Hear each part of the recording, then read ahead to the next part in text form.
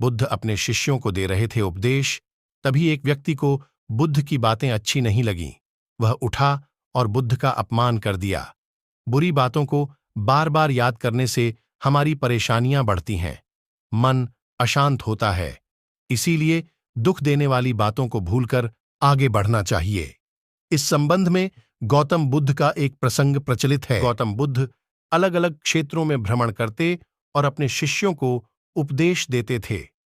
एक गांव में वे उपदेश दे रहे थे। बुद्ध ने कहा कि क्रोध ऐसी अग्नि है जिसमें क्रोध करने वाला खुद भी जलता है और दूसरों को भी जलाता है।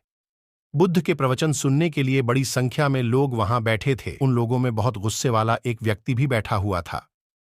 उसे ये बातें पसंद नहीं आई। वह अचानक उठा और बोलने लगा कि बुद्ध, तुम पाखंडी हो। बड़ी बड़ी बातें करना ही तुम्हारा काम है। तुम लोगों को भ्रमित कर रहे हो। तुम्हारी ये बातें आज कोई मायने नहीं रखती हैं। व्यक्ति लगातार बुद्ध को अपमानजनक बातें सुना रहा था। वहां बैठे सभी लोग ये देखकर हैरान थे कि बुद्ध ये सब शांति से सुन रहे थे, लेकिन कुछ बोल नहीं रहे थे। क्रोधी व्यक्ति बुद्ध को शांत देखकर और ज्यादा क्रोधित हो गया। वह बुद्ध के पास गया और उनके मुंह पर थूककर वहां से चला गया। घर पहुंचकर क्रोधी व्यक्ति का मन शांत हुआ तो उसे अपने की पर बहुत पछतावा हुआ।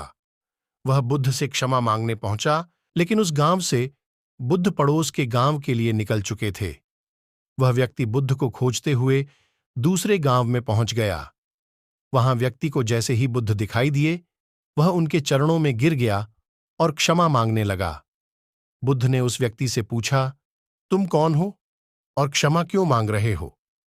उस व्यक्ति ने कहा, क्या आप भूल गए? मैंने कल आपके साथ बुरा व्यवहार किया था, आपका अपमान किया था।